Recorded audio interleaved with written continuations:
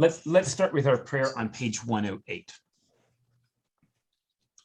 The Lord is a refuge for the oppressed, a place of safety in times of trouble. Those who know you, Lord, will trust you. You do not abandon anyone who comes to you. Amen. Okay, let's make some space for how you heard lessons 13 and 14. And I actually want to give a little bit of an intro first, if that's okay. There's a couple things that might help frame this for like the sort of the normal Jewish reader. The first is the word law, which no Jewish person would use. The word law has come to be, like, through a lot of the New Testament epistles, sort of deprecatory, that these are laws and they're requirements, instead of the Jewish understanding that the Torah, which means like guidance or instruction, is God's greatest gift to the world.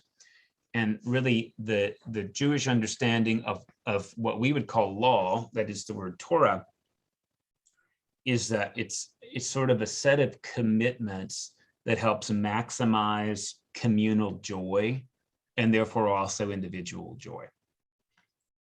So it's not a manual, it's not a list of burdens, it's a set of commitments.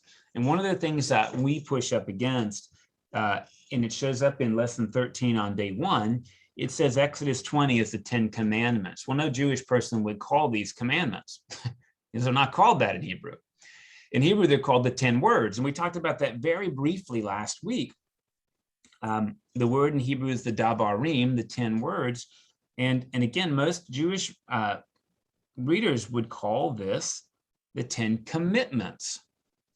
And so I hope that's helpful when we think about things like both justice and compassion, that the Torah is meant to have these commitments that guide us in to justice and compassion, instead of creating a hierarchicalized system of do this, don't do that, checks and fails. And so, like, the whole ground for the 10 commitments is how do we support justice and compassion systemically? And of course, like, if you're busy coveting what your neighbor has, that's going to lead you to injustice, most likely. If you are not resolved to avoid killing your neighbor, it's going to be really hard to have justice and compassion. I hope that sort of helps to take us backward and thereby also forward. One other word that we often don't realize is the word righteousness. The word righteousness is not a piety category. It's like righteous people don't pray more. In the Hebrew Bible, righteousness is about the practice of what we call restorative justice. And consider that there's a few forms of justice out there, like retributive justice. That's where we get even with somebody. So, like, you did this thing and now you have to go to jail for 10 years. So you get punished for doing this thing. Most of us realize that putting somebody in a jail cell for 10 years, while in fact it does punish them for having done something, does not usually rehabilitate them. I mean, most of us get that, right? When you put a criminal in a cell and mistreat them for 10 years, it probably hardens them, does not correct them. I hope that's not liberal, what I'm saying. Like, most of us don't know how to practice restorative justice because, like, it's ambiguous and an offender could offend again. So what we try to do is we take an offender and we sort of quarantine them so they can't offend again. And we do that to protect society, but of course, that doesn't rehabilitate the situation or the offender. I hope I'm not saying anything controversial here. So the question is, what kind of justice are we striving for or settling for? And the kind of justice that is God's is called righteousness, which has very little to do with prayer as we think of prayer. Righteousness has to do with leveling scales that have been offset by offense. I hope that makes sense. And therefore, you can see that in righteous justice, which we normally call restorative justice, that's where compassion comes in, right? You can't really practice restorative justice without compassion. And by the way, nor does restorative justice remove accountability. I mean, notice what we're reading is that there's lots of accountability. If your ox gores another ox, you're accountable. Here's how you got to settle that. Okay. Where are you with all of this?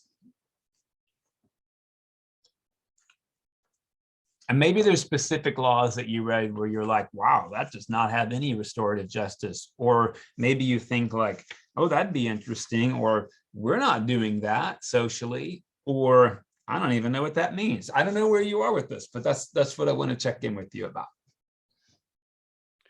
The thing that occurred to me as I read these, and I also I guess I went ahead and got to chapter 15. The things we are reading right now are the basis for Judaism, for Christianity, and for Islam, and I don't see any of that being practiced anywhere in those three religions. So Would you say more about that, Tim? Well, you look at how supposedly the people in Afghanistan are supposed to be fundamental Islamist, but they don't seem to be practicing any of that there. Israel and the Palestinian state is just a mess.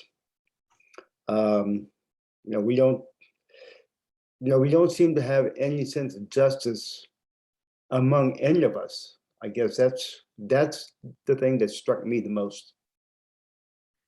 So let me ask you, do you think that people in Israel and Afghanistan would agree with your assessment? I don't think so. And why do you think that is? Just curious. Well, I think that, well, they're probably just not, I don't know. I don't really know. I don't think I'm smart enough to figure that one out. Well, if it's okay, and I'm not trying to comment, I appreciate what you're saying. I'm suspicious that one of the problems that we have that I think the Torah tries to address is, quite honestly, when you think about Torah, it's meant to guide a community. But one of the problems we have is we've got many communities, and each one probably thinks they're doing what they're supposed to do, even though from an outside perspective, it's like, no, y'all aren't doing that. I mean, I would almost guarantee you that for lack of a better term, Zionist Jews believe that the land belongs to them, and therefore it is righteous to occupy it. And I think I would dare say that if you're a Palestinian, well, I know this is the case, you believe the land belongs to you. And it would be unrighteous to evacuate it. And that leads us to some friction because both groups think that they're living into justice. And that's true. And I think that's where the rub starts to become, right? And so what's interesting, right, is like when each group practices their own form of justice, right, that seems to be where this breaks down. John, please. So in the readings, one of the things that was made clear, I believe, was that the land in that was occupied at that time by Hebrews, that was given to Hebrews by God, wasn't their land. It was God's land. And so consequently, if that's the case, I'm not quite sure how I get that Jews that people who are Hebrew believe that the land is theirs. But at the same time, that's not what at least it says in the Torah. And so historically, who were the Palestinians? And do they have just as much right to the land as those who would claim it for, we'll say now, Israel? That's a great question. So let me answer that one, not definitively, but throw my thought in. I mean, Palestinians in the Bible, like, essentially that's a geographic term. Sometimes we've made it like a religio-ethnic term, but really it's like people of the land. And in the Exodus story, in the Joshua story, make it really clear, there were people there before Abraham. There were people there before Moses, right? And so that, like, how you parse out like who's a Palestinian and when and what does that mean is not really like an easily fixed conversation. Now when we use that word Palestinian, we're really talking about folks that kind of have been in the land since about the year 700, after Islam sort of ran through, right? And by the way, there are Palestinians who are Orthodox Christians, and part of that has to do, with the Ottoman Empire. And of course, Palestinians were occupying the land prior to the Balfour Declaration, in which Britain, had seized the land and said, well, now we're going to dictate who lives here. And then there's these Israeli wars of independence, right? And all of that's done through conquest. But conquest, the last couple hundred years has become controversial. Like, we've got places now like the United Nations that sort of say, like, you just can't take other people's land, and because you've got military might, like, subdue them or eradicate them. So a lot of this like has changed with convention, where we no longer like, eradicate an entire population so that we can relinquish their claims to the property. That's not like popular to do nowadays, right? So then is now a lot of it revolves not only around who was there first, but who had more military power in the short term. And as you know, it's all really, really sticky, because there's declarations have been made by occupying powers, and then they leave, or they're enforced.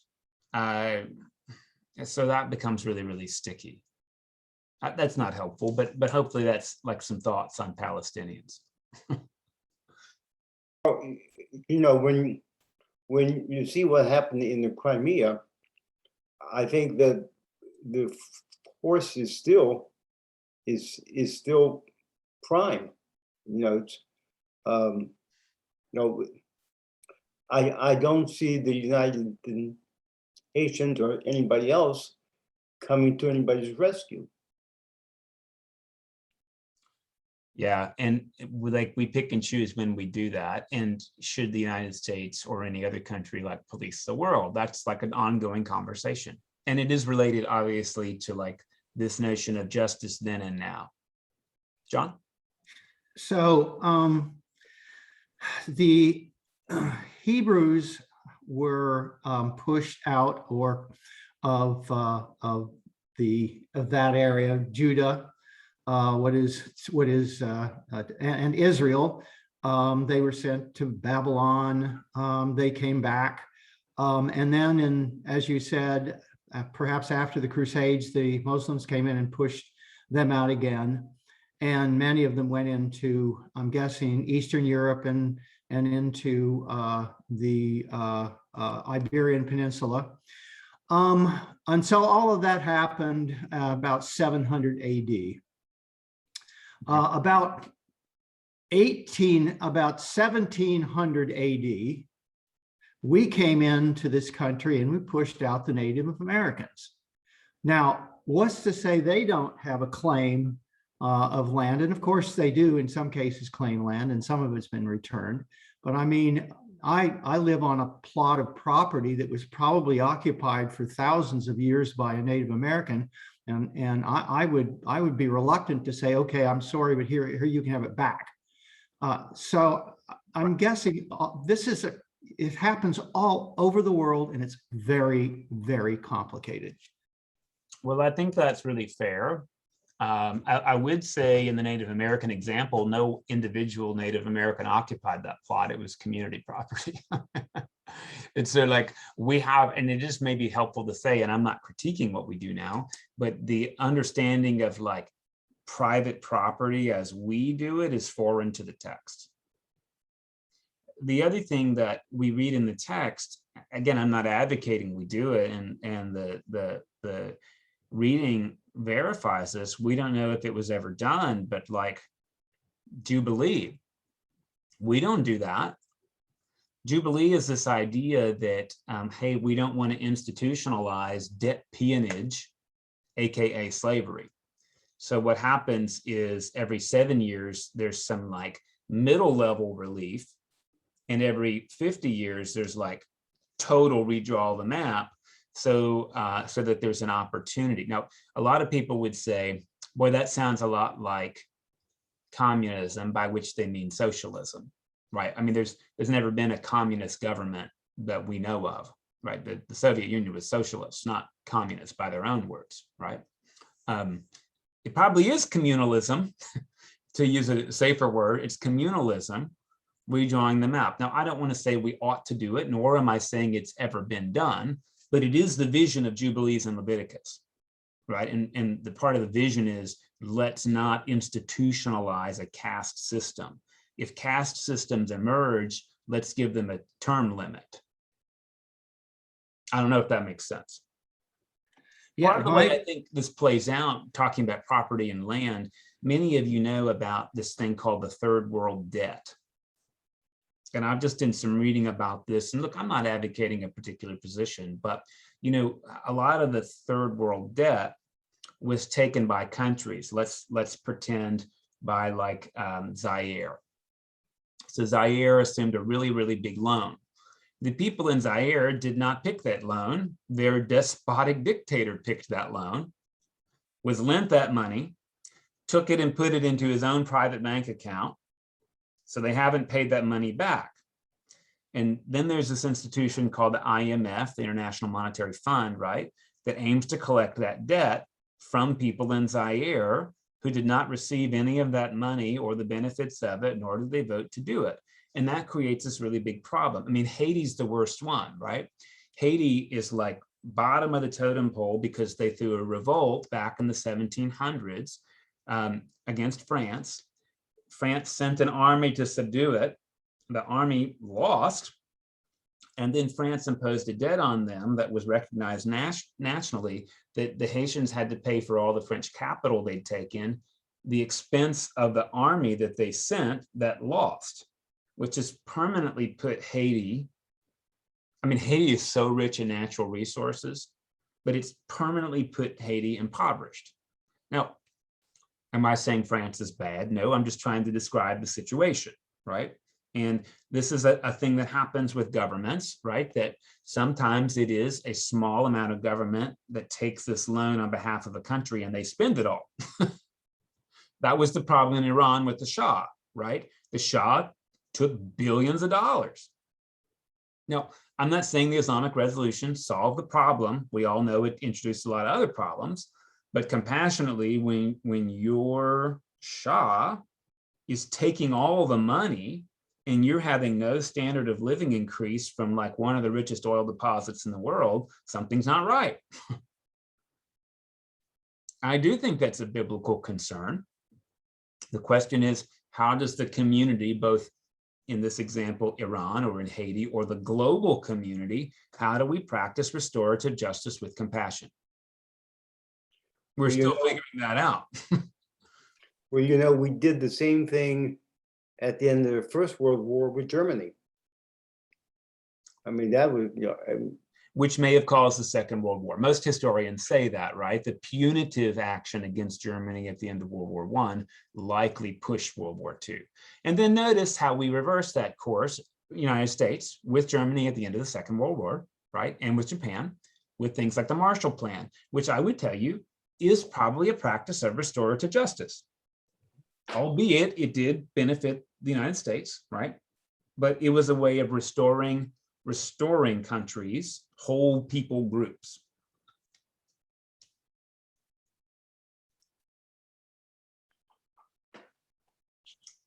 by the way, we can absolutely pivot because Darlene and Ellen and Kay and Mary, I'd love to hear what's on your mind and heart from these lessons.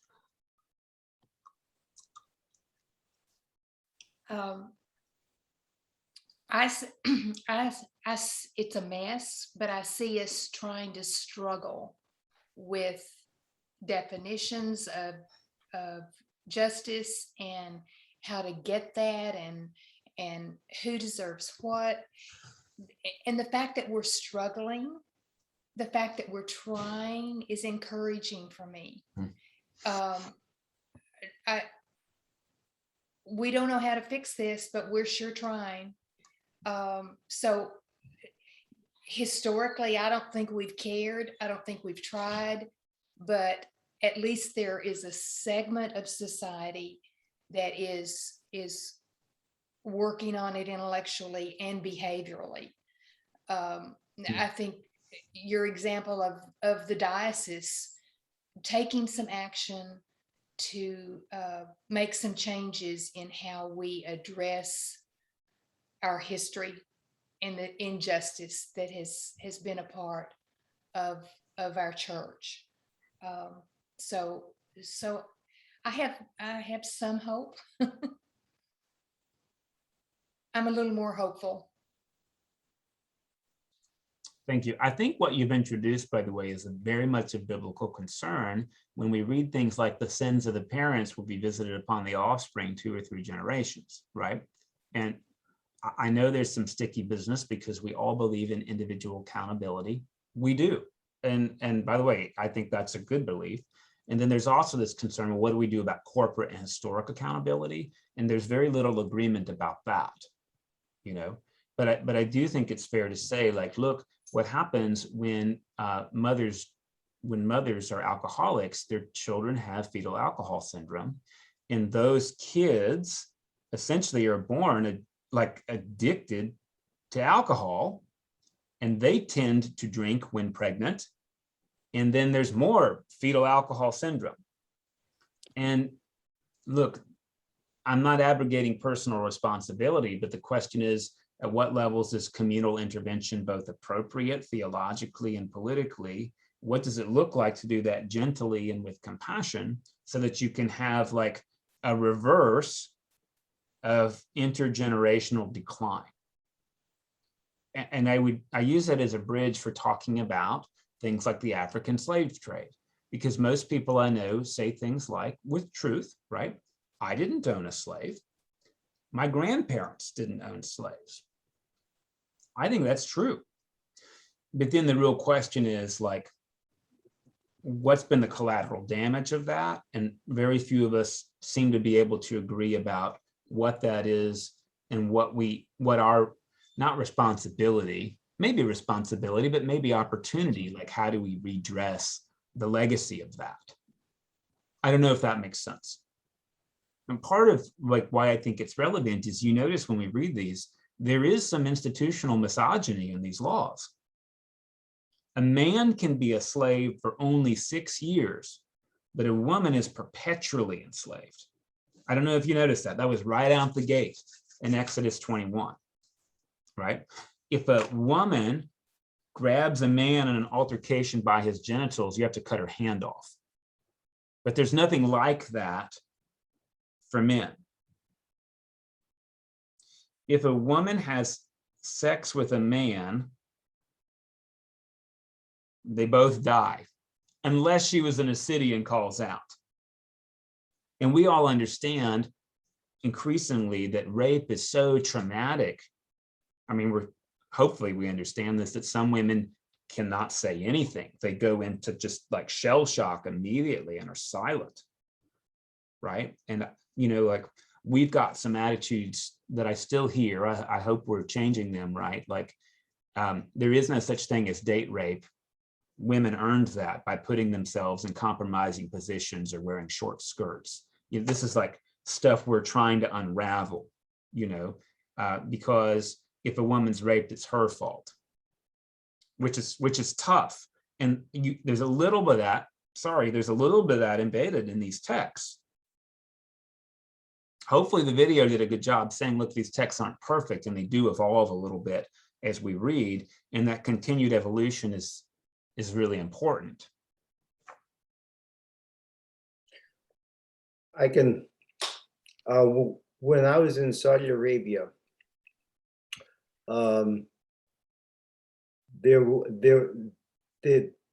was an Egyptian husband and wife, and they were on the beach, and they were hugging and kissing each other. Mhm. They were seen by the religious police, and they were stoned to death. Yeah. I find that hard to understand. Yeah, thanks, Tim. That's a fair question. And again, I would tell you, in the minds of the religious police and the government, they were exactly doing what was just. And so notions of justice are always like in flux, but hopefully we can drift towards God's justice. And I would suggest that even though these texts are biblical, there's portions of them that I'm just going to take issue with and say, like, look, that we've moved on since then. One of the reasons I appreciate being Episcopalian, right, is that we've institutionalized that not only is there scripture, but there's tradition and reason, and that those three voices are meant to be in interplay.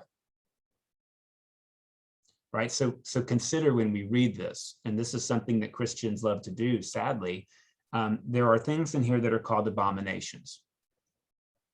I'm just going to name a few of them. Eating shellfish is abominable. Wearing a garment made of two kinds of fabric is abominable. A man having sex with another man is abominable. What very few Christians take seriously is that those three infractions, very, very different. And by the way, I don't know anybody who has a problem with the first two. I don't know anybody who has a problem with the first two. They're all the same in Hebrew. They're all abominable. What most Christians do is what we call proof texting, which is picking and choosing what we're going to do with the text. And so they say, well, look, you know, Jesus delivered us from that whole business of two fabrics. And Jesus delivered us from the whole shellfish thing. But if you're gay, you should die. And I just want to point out that's a nonsense hermeneutic. Now, it's pretty true that if you eat a diet based on shellfish, that will be bad for your heart. I can say that with some like some medical clarity. The whole bit about a garment made out of two fabrics, I mean, just that makes nonsense. I'm so grateful for the cotton polyester blend because it didn't have wrinkles. I mean, like, I actually think that's a gift from God, synthetic fabric and better living through chemicals and all of that. You know, when you read that it's abominable to sow two kinds of seed in the same field, well, we do that all the time. In fact, we understand that's beneficial to the land to practice crop rotation, right? So part of that is like, you got to consider, like, is that a law forever? Or is that a group of people who are trying to say, like, let's not mix categories. Let's keep categories really, really clear and strong because it's easier to live in strong categories. I get that with compassion. I really get that. For me, it's easier to be vegan than it is to eat moderate amounts of dairy and meat. Because clear categories, the brain likes those. But the bit about men having sex with men, what we don't always realize is there was no understanding of homosexual orientation at the time of the scriptures. And a man having sex with a man was really something like a power play. So a dominant man in a sexual position with another person is basically making a superiority claim. When heterosexuality is normative and the only possible norm, then anything outside of that is considered abominable. And that's exactly how that relates to fabrics and crops and shellfish. The problem is we've loaded the issue so much that people can't consider these things in tandem. Now, by the way, I'm not trying to beat this horse like you need to accept homosexuality. What I am trying to say is,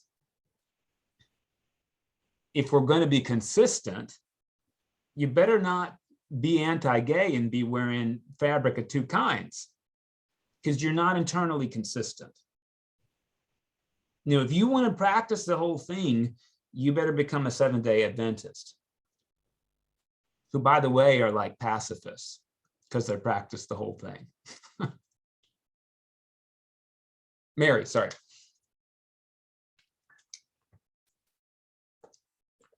Oh, it looks like you froze. Kay, what's this doing for, what are these readings doing for you?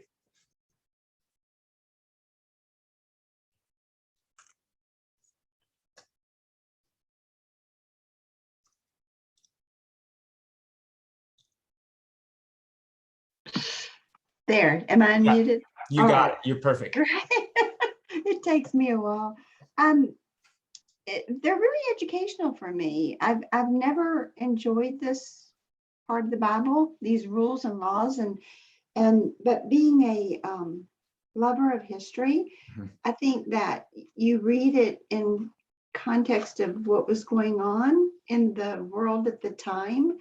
So it gives you a little more compassion, I guess I can say, in looking at these rules and laws that don't make sense to me now, but back then did. And I really enjoyed something that he said in the video about the eye for eye, tooth for tooth, because that I have heard that used a lot by some people as being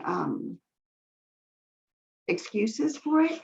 And he said in the video, for the first time that was brought up to me, that this was really to disincentivize them, to say, if you do something like that, then it could happen to you. So it was really meant to basically be a don't do it because you may have to experience the same thing, rather than it's okay to go out and retaliate. So I'm for the first time beginning to enjoy the laws and the rules and reading it. Thank you. That's really helpful.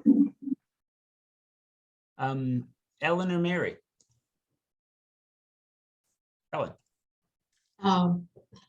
I really enjoyed these two chapters because it looked like such a progression from where we start with punishment, accountability, then I love restorative justice, and then moving on towards compassion, and it all seems to lead into how we can truly live in community. And towards the end, even with the entire earth, which that's where it seems we get hung up. We can do that pretty well in our own groups, and in our own country. Some of it, maybe not all of it, but at least we work towards it. But we get really hung up when we try to move out of our own comfort place and incorporate people who think differently from us and don't understand these things. And I think that's the big problem, is how do we get there? How do we try to do that? There were several things I really liked. The idea of sanctuary. Mhm. I just think that's a beautiful thing and a God's gift to our way of thinking, that there is a place for those who have no place. So I really like that. And I've always loved the story of Ruth and the fact that she put herself at great risk, because of the love for her mother-in-law, and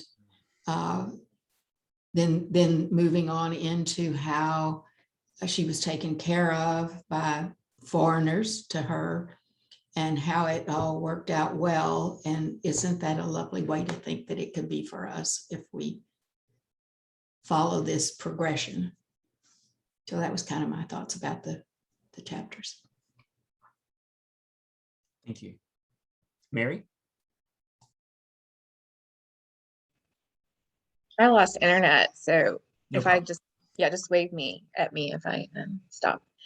I when I look, I've obviously, like, I'm still sitting in this like conservative evangelical culture right now and trying to make heads or tails of how how it got so distorted over time. And I will just, so when I look back, and this is so interesting that you brought that up, but I looked back at those Leviticus passages, and I was like, how can, exactly, like, how can you make sense internally by picking and choosing, that just didn't make any sense to me internally. And then the one thing I had a question about was, a lot of the times when these laws are laid out, it says something like, and then the Lord said to Moses, and then the Lord said to Moses, and then it has like quotes of what the Lord said. And I'm curious about what was the understanding in ancient times of Moses or of scripture coming out like that? Like, did the people really, were they literalists? Did they really think the Lord had spoken to Moses these laws? Or like, did we still have that like literalist versus like, that's inspired or, practical view back in ancient times? Or is that just, you know what I mean? Like, I'm just wondering about the ancient mind and how they accepted that. Because one thing I still hear in my like evangelical circles with the debate about homosexuality is like, well, that one's kept because like Paul talks about it, in the New Testament. Okay, yeah. And so, and I'm like, well, there you're also like kind of picking and choosing as well. And so I'm just trying to, I guess I'll go with my first question. Like, what was the ancient mindset when they heard things like the Lord said, to Moses? It's a great question. Nobody knows. I mean, to be honest, we don't have any literature where people write that down because apparently nobody either cared or they weren't literate enough to have passed that down, right? And maybe it's helpful to hear there was no Hebrew scriptures as we think of the word scripture until the year 90 of the Common Era. So even at the time of Jesus, right, like there was a big discussion about what has authority. And it's clear that the Torah, Genesis, Exodus, Leviticus, Numbers, Deuteronomy, are the most authoritative, but do Psalms have any authority? And some people, we call them Pharisees, said yes. Some people called Sadducees say no. Another group called the Essenes say sure, and there's just all this other stuff that we don't read anymore. And, biblical literalism is actually like a pretty new thing. What's weird is like a lot of Christian folk I know, myself included, having grown up reading the Bible, I was really clear. I knew what Jewish folk did when I was like 25. Nope. Judaism looks nothing like a literalist interpretation of these passages. And I don't know if you've noticed, but like even the holy days, like different passages have different holy days. In Exodus, there's 3 you have to do. Well, then there's like 6 in Deuteronomy. So, and then there's like 3 New Years. There's Passover and there's Yom Kippur and there's Rosh Hashanah. So like, which one's the New Year? And part of it is like, there's not this need apparently in the minds of the ancient audience to be so definitive that there's only one thing. That's foreign to us. And that's an Enlightenment thing. That's a recent innovation in Western thinking anyway. People in the Middle Ages didn't think like we do now. What's really weird, right, is like, and forgive me for saying this, but there is this fundamental, and fundamentalism is only 100 years old, right? This idea that we're going to go back to the fundamentals, but that we're going to do it in a pick and choosy way. And we're going to use the New Testament as an interpretive key to help us pick what we just want to do and then enforce that on another group of people. You saw me shake my head about Paul because actually the only thing remotely close to homosexuality in Paul comes from Romans, where he says men traded natural relations with women to be with men. Well, again, like now we have a much different understanding about like people have different orientations. So to say what's natural is really weird. And beyond that, when you think about what's natural, Like, I don't know if Paul spent much time with farm animals. What's natural among farm animals sexually, I hope doesn't apply to human beings, because for animals, sexuality is about reproduction and power. But we in the Protestant folk, we believe sexuality is primarily about unity first and reproduction second, and power should be never. So we've redefined what's natural. Now, look, if you're a Roman Catholic, sexuality is about reproduction first, and unity can come along second. So at least those folk are internally coherent, consistent. But we Protestant folk believe in unity, which is why we can use birth control at our own discretion, right?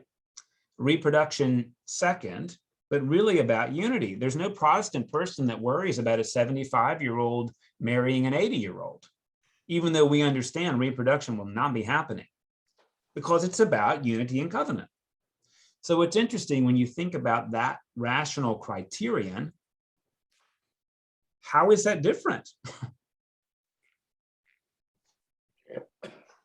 When I was in Saudi Arabia, there was homosexuality there because men didn't have access to women. All the women had to be veiled. Yeah. So it was practiced among the men, especially when they would bring people from Thailand or the Philippines. If they were so-called cute boys, they would be invited to these Saudi parties. Mhm. So, Yeah. Thanks for mentioning that, Tim. And actually, I've had a friend from a monastery who talked about, and I think the better phrase is just intimacy. Honestly, we have such a strict puritanical definition of sexuality, but my friend from the monastery said there absolutely was a lot of same-sex intimacy happening, even though there may not have been an exchange of fluid. And I hope we understand that sex is not magical. There's no deep holy magic in sperm that makes it different from other bodily functions. I hope we understand that. Sexuality is something very natural to being a human being. And we want to create a container where that can be honored and do what we perceive God meant for it to do for us, which is be unified. I mean, that's our driver. But if that's our primary concern, right, let's take the magic out, because again, sexuality shows up in the same list as what kind of clothes you can wear. By the way, I'm not saying do whatever you want. What I'm saying is reason seems pretty important when we think about tradition and scripture. To me, reason seems really important. And when I have this conversation with evangelicals, because I grew up having it myself, right? And you say why is it wrong? The answer is it just is. Well, that's not acceptable to my human brain.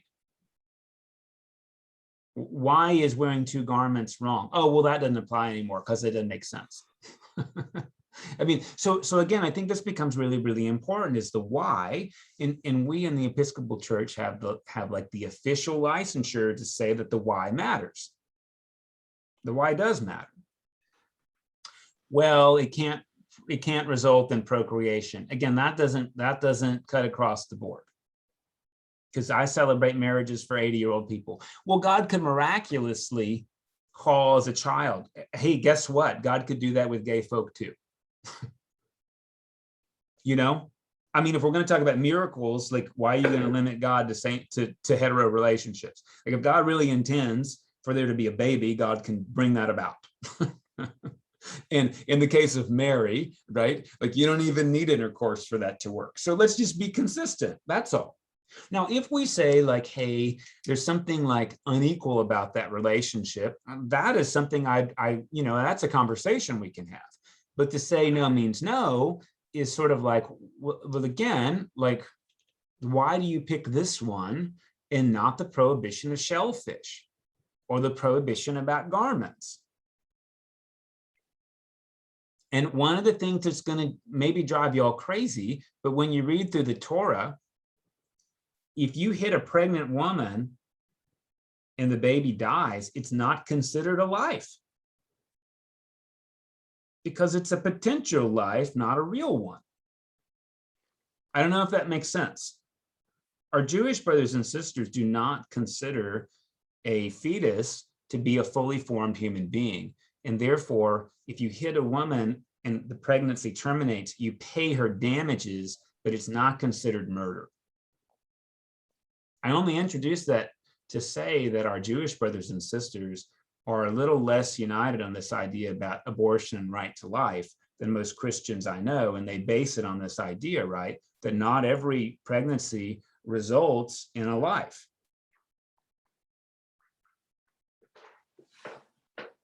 That's in the scriptures, by the way. So the people who say that God, that like, right to life or life begins at conception, these haven't read Leviticus. Leviticus says the potential for life begins at conception, but naturally it doesn't always come to term. So it's not equitable.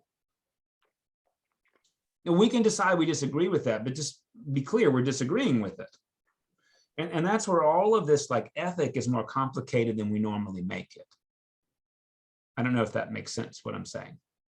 We didn't read that passage about pregnant women, but it's in Leviticus. The other thing that most Christians don't realize is like, hey, Leviticus sounds like it's a lot of laws and it's really boring. But when Jesus says, love your neighbor as yourself, that's a quote from Leviticus. Word for word comes out of the book, right? A lot of evangelical Christians I know have tattoos, but when you read Leviticus, it says you get a tattoo, you die. Obviously, I think that's unreasonable myself. Talks about unblemished priests, right? Unblemished priests. Well, I've had ankle surgery, which disqualifies me because I've got a scar on my ankle. We decided, right, that priests do not have to be physically perfect. We've decided that. I support that decision, by the way, not just in my own case, but we have priests in the Episcopal Church who are wheelchair bound. Does that diminish their priestly ministry? Only if you think it does. And how sad for you. I mean, that would be my response, So the question is like, by the way, who is physically without blemish? Again, if you've had a surgery, you can't be a priest, period. If you've got a scar because you were skateboarding when you were 7, you can't be a priest. If you've got a birthmark, you can't be a priest. Do we really want to live like that? I hope not.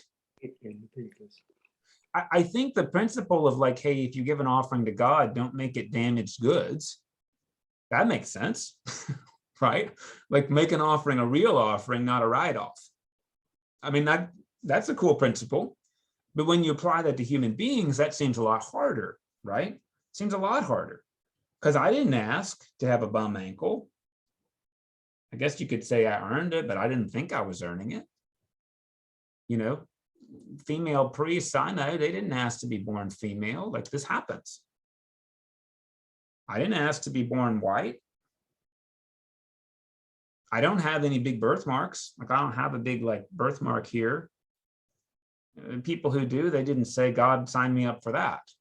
I mean, like, so this is where like we continue to have conversations about like, what was this doing at the time and what do we want to live into? And what can we safely say like, hey, we're able to like go forward from that. I mean, I think you could hear that a lot of this conversation is still about minimums. That's what we talked about last week with the 10 words. They give you minimums. But if you want to keep the 10 words, it's best if you just go live in a hut in the desert, because then you won't know what to covet. You won't be able to kill anybody. There's nothing to steal. But then you don't have any like relationships either. And surely those commitments are helped to facilitate quality relationships, not quarantine us from relationships.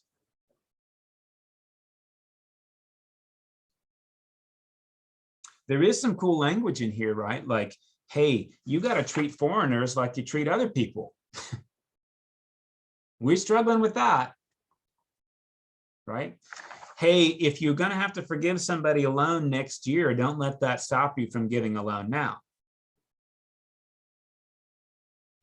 Help people in need, even if you don't like them. Like, that's a pretty cool principle, don't you think?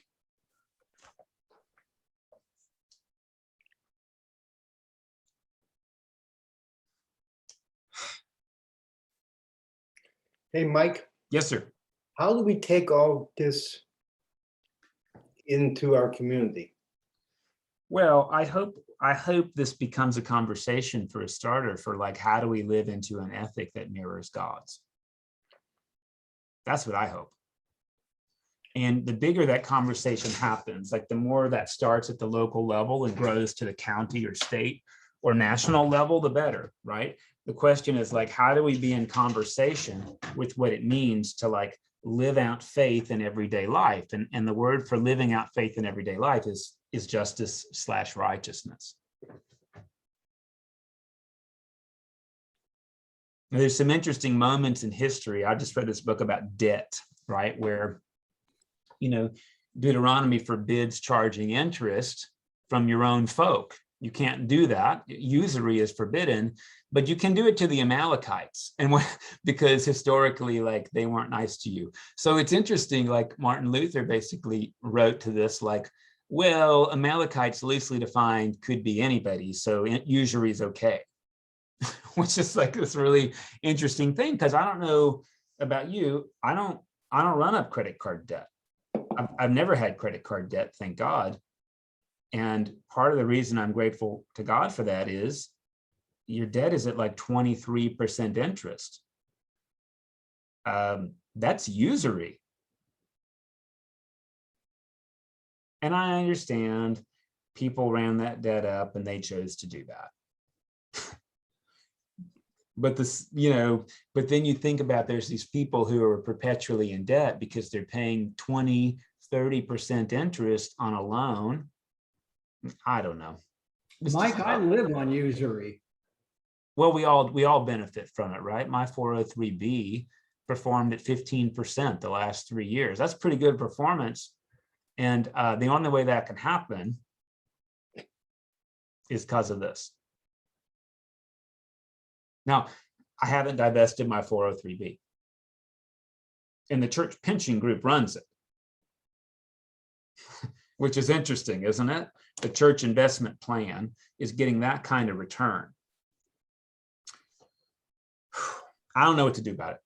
But it does, I mean, you know, usury, I guess, shouldn't necessarily be a bad word unless it is used to control. I mean, if you think about like the Appalachians in the 1920s and 30s, when coal miners worked, you know, 12-hour shifts for 6 days a week, and the only place they could buy anything was at the company store, and the company store would jack the prices up such that they were never out of debt, ever. And I was thinking that in some ways that's slavery. It is slavery. If you've ever been to a coal mine, you look at what working in that mine is like, oh my God, it's awful.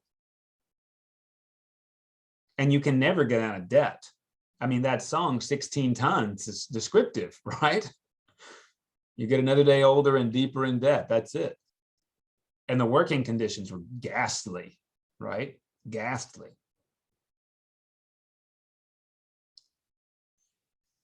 Yeah, it's a good question. And then again, what's our power to do it? You know, and I've told you this before, like once upon a time, I was going to throw a church festival and we wanted to buy like American-made products to hand out so that we could pay more just, appropriate wages than buying things from the Oriental Trading Company, right? Well, not only could I not find anything, the things I could find, we couldn't afford. You want to buy some American-made Crayola crayons? It's $8 for 12. If you can even find those. In general, they're made in a factory in China where people get a quarter a day, right? I mean, look, this is just the thing. And I think rather than us saying like, well, I can't do anything about it, I quit. I mean, I think part of the response to Deuteronomy says, the poor you'll always have with you, which is not saying, is not like, oh, it's okay. Deuteronomy says the poor you'll always have with you because you're not generous and because you settle for this kind of stuff. Now, I don't always know how to overturn any of this stuff. I don't. And I didn't go to school for that anyway, but I do think saying that this is a problem and how can we like, this is a problem. I don't know how to solve it, but it's a problem. That seems kind of important to hang on to. I'm entrenched in it. John, you said you are too. All of our investments entrench us in this, right? And we still have them because we want to provide for our future, which seems like a good thought to me. But I think throwing up our hands and quitting is not the right response, even though we don't know what to do. I love this conversation. I struggle with anxiety and my low before I was like treated for it. I would spin out of control because it was like, there's just so many problems. And like, how do we even start? But like what you said, just starting to have the conversation. And then one thing, I also think as far as like taking this to community, how do we take these ideas to the community? And I've been struggling with this with my daughter because she's just struggling in life right now. Mhm. And but just that framework, like what is the framework? And I guess there's two ways to go about it. And when I was in like the depths of like not having belief, I was like, I'm not going there. You know what I mean? Because it was just too hard. But having the framework that there is God and we are here, just like the ancients were there back then, writing their laws, you know, we are here. And it is our season and our time to do the speaking up, like you said, Mike, and that knowing and believing and having faith that perhaps in the next generation or the generation after that, the steps will, you know what I mean? Like we'll figure out the stock market and like, you know what I mean? Like, but just like the baby steps, because I think having that framework that there's like cohesion, there's a creator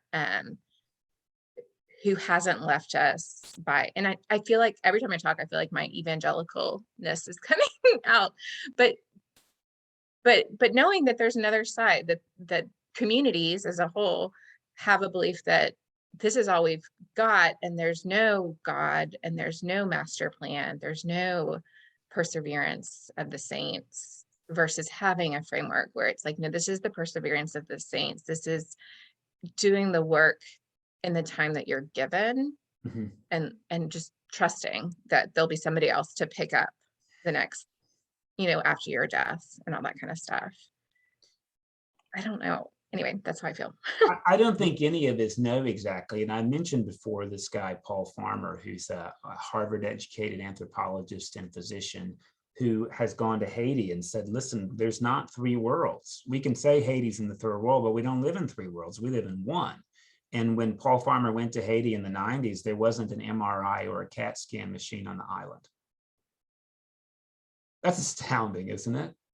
Right. And so what Paul Farmer pushes us to, it's interesting. He said, you know, like there's governments like Rwanda, and you can say whatever you want about Rwanda being backwards or whatever, but they've constitutionalized people have a right to health care.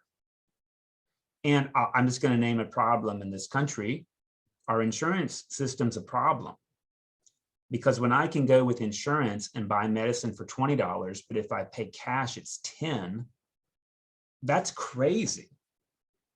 And when I get an ankle surgery and the bill says $10,000, but the insurance writes it down to $2,000 and the hospital accepts it, but I can't do that as a consumer, that's crazy. I mean, this is a problem. And I know people with high-level jobs who are afraid to leave the work they hate because then they won't have insurance. So I don't know what the solution is. I didn't go to school for that, but I can name these are aspects of a problem that we've got, right? Again, I didn't go to school for this, but I know this is part of the problem.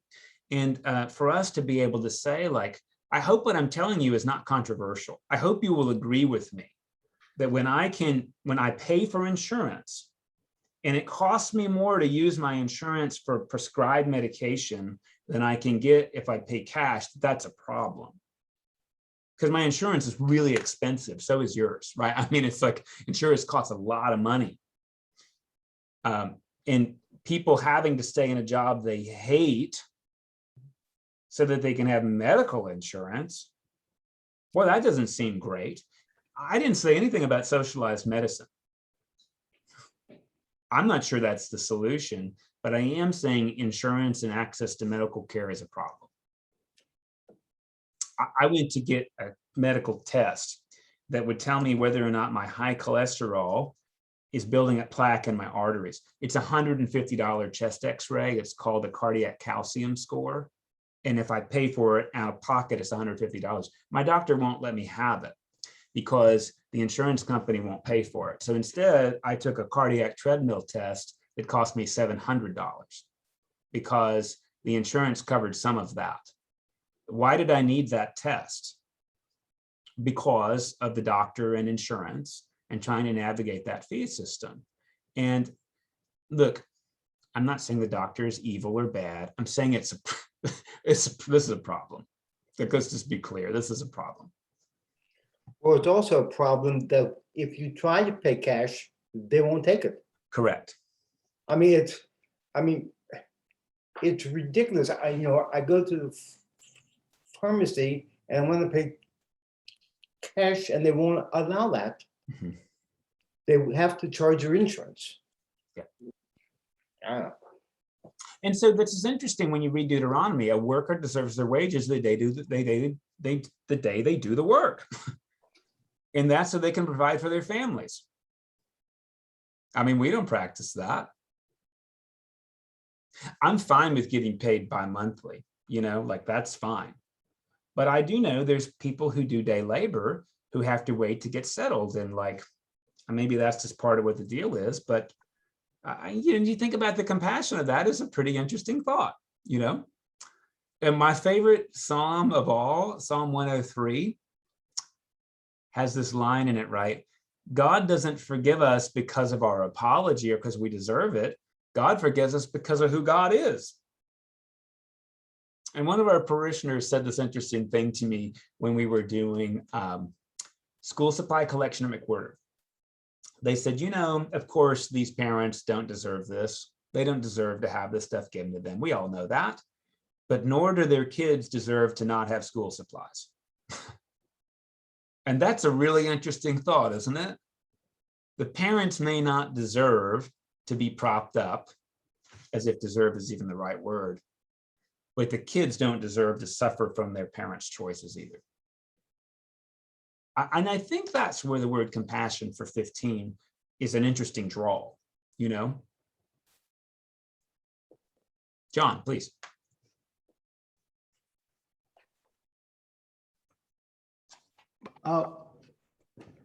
Couple of things. Mary, I'm not sure what when you were talking about your evangelical life, I got the sense that you viewed it as either you were or you weren't. I believe or I don't believe. And my thought is that there are places in the middle too. That it is okay to believe sometimes and not to believe sometimes. I think that's okay. I think at the end of the day, God will accept you for who you are. You're doing the best you can with what you've got. And it's okay that you aren't fully engaged sometimes. And it's okay that you are fully engaged sometimes. That was one thing.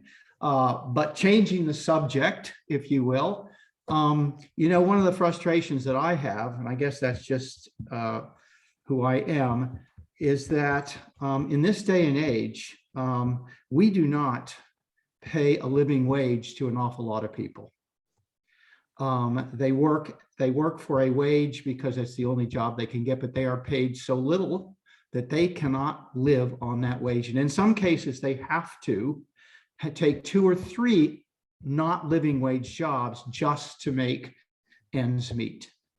And so consequently, I think that we violate everything that we say we would like to do, or that we should be doing, that we've been reading about here in terms of taking care of the poor, because somebody who doesn't earn a living wage is poor.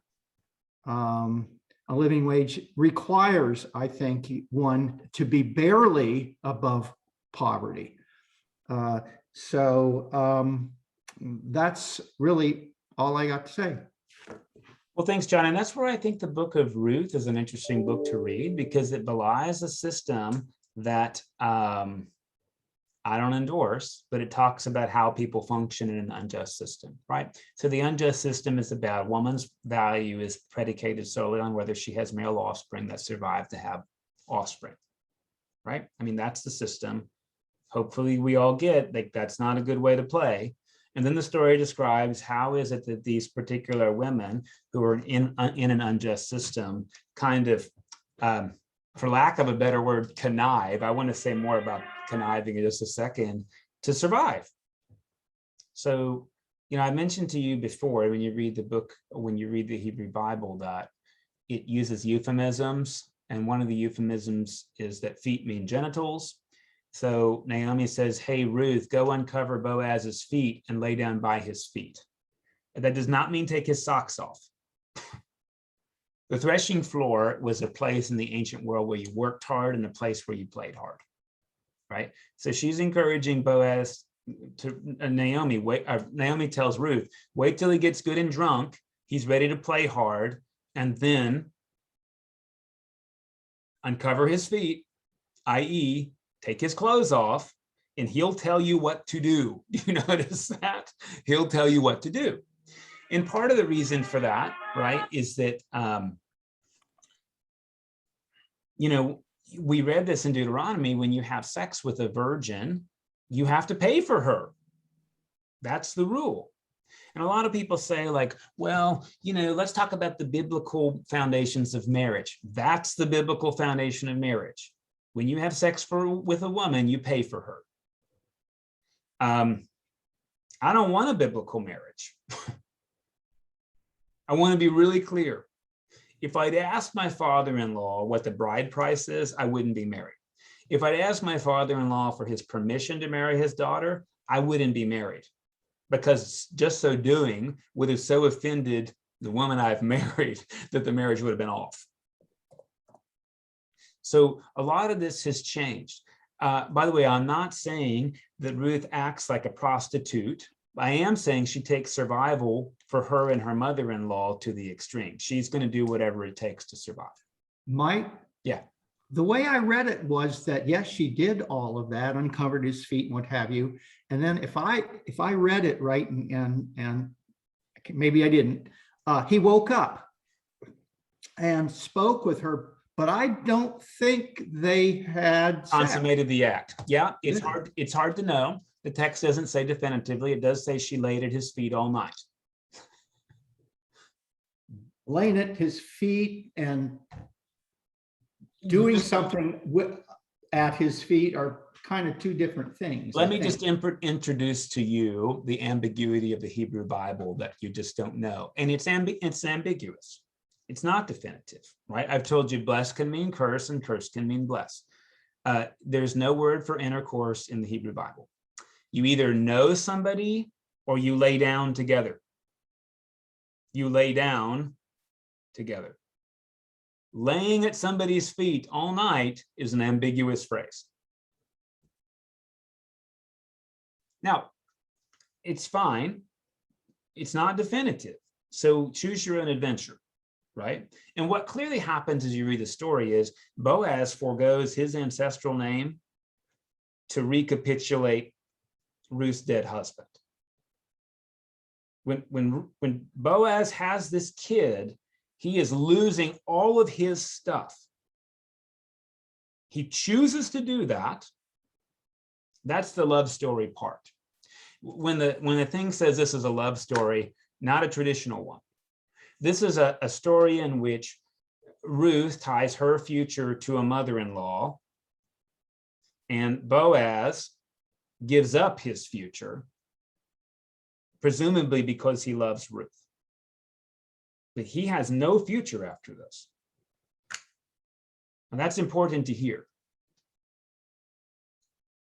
And there are some machinations. Again, I would tell you probably in Naomi's mind, the goal is get Boaz to have sex with you so he's obligated to redeem you.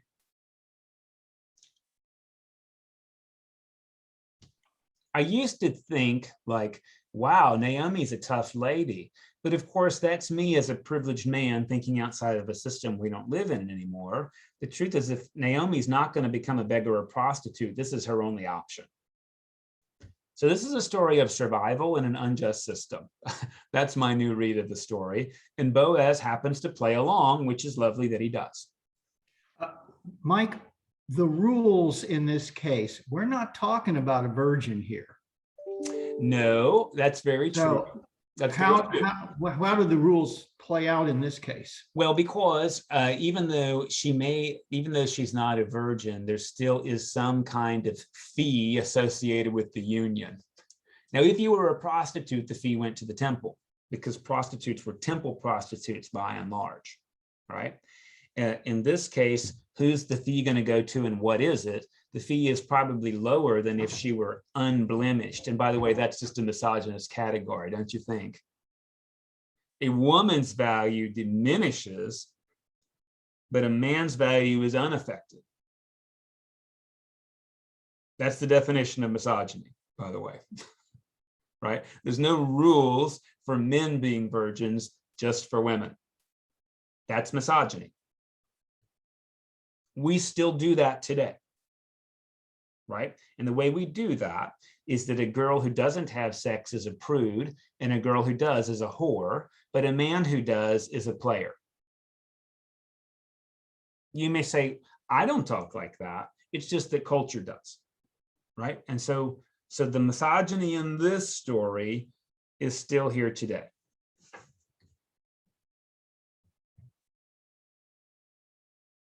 And if we're going to talk about justice and compassion, I'm not saying we need a sexual revolution. I'm saying we need like a cultural revolution in which we get rid of structural misogyny. That would be really helpful.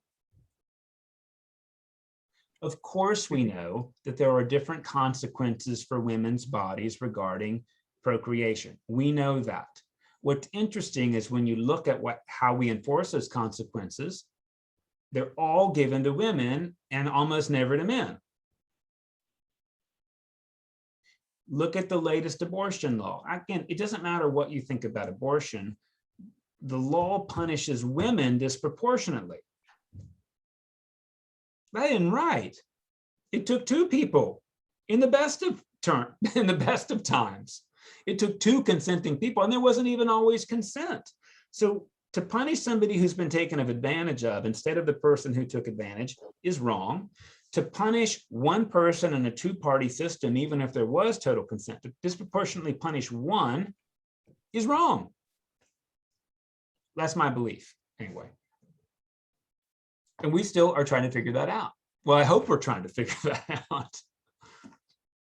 Well, I'm not sure we are, because you look at our latest presidents, they don't seem to or practice that. It's tough, Tim. It's tough.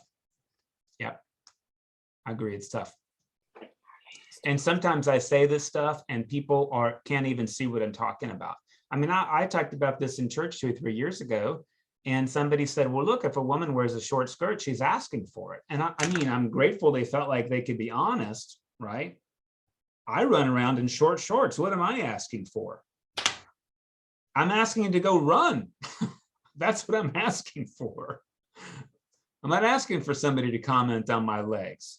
They're functional and comfortable. Like, anyway. I think the texts invite us to consider this. I hope I don't sound like I've gone off the wheels on the crazy train. I normally do that, but I hope you can see where this comes from. I mean, again, the Ruth story, I think, shows about people functioning in an unjust system, and it does show love and support of each other in an unjust system. And how do you survive? John. Why do you think this was added to the Hebrew Bible? Oh, I think it's because Ruth's a foreigner. And I think the story is trying to tell you, you think all foreign people are bad, but some of them aren't. I mean, Ruth shows as a foreigner who it should be less than all those Jewish people, she shows an uncharacteristic devotion and conversion, right? At a time of xenophobia, it's nice to know, hey, like there's some beautiful Muslims in the world. That's a message people need to hear at 9/11, 2000, right? People needed to hear that. Hey, your brain's going to want to put everybody in this box, and you need to make room that not everybody fits in that box. And this is where our brain does that, you know?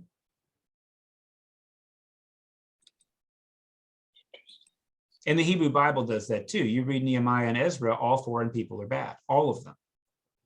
Then you read Ruth and Jonah, and like sometimes they turn it around.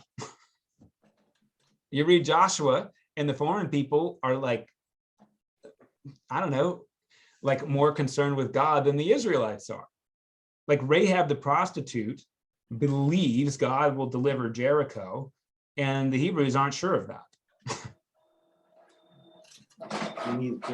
So I think it's this interesting conversation. Like, what do we do with foreigners? Who's in and out? And properly read, I think it pushes us to consider unjust systems.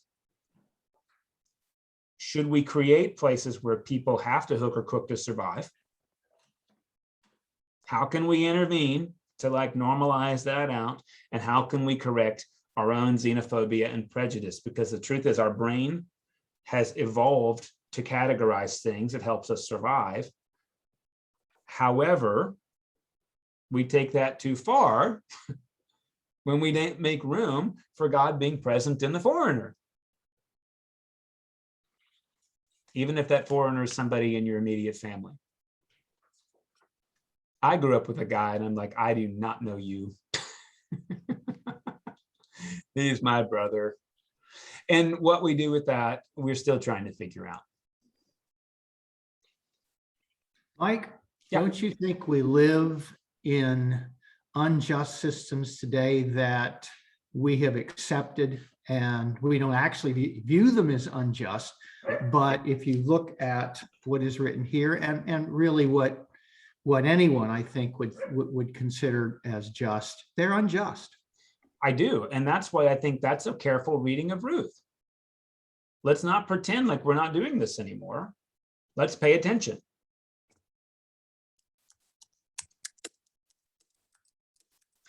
I realize a lot of this got real political. Thanks for sitting in with it. I hope you didn't hear any specific politics. I hope you heard policies in ways that we socially haven't come around what I consider to be God's justice. And I just want to throw in a couple of words. I had to write about 3 forms of justice on my clergy bar exam. We all get retribution, getting even. And sometimes we don't know how to do the other stuff, so that's something. And I don't want to say it's always wrong. It is always expedient. There's a kind of justice called distributive, where everybody has equal access to justice. We are struggling with distributive justice still. I hope that's okay to say. And then there's restorative justice, right? So what does it look like when somebody breaks a law? How do you restore the community that was injured and the perpetrator? And that's hard. I think because there's no way to control that like you can control, you go to prison for 10 years. And sometimes because we can't control it, we'll settle for what we can control. I get that. And by the way, I believe in accountability. But I think these texts are asking us to really consider, what do we choose to settle for temporarily, and what do we choose to institute? Even with our kids at the micro level, when my kid does something I don't like, do I punish them or do I look to restore the situation? Punishment's the easy way, because I can do it and it's over and we can move on, but it doesn't restore the situation.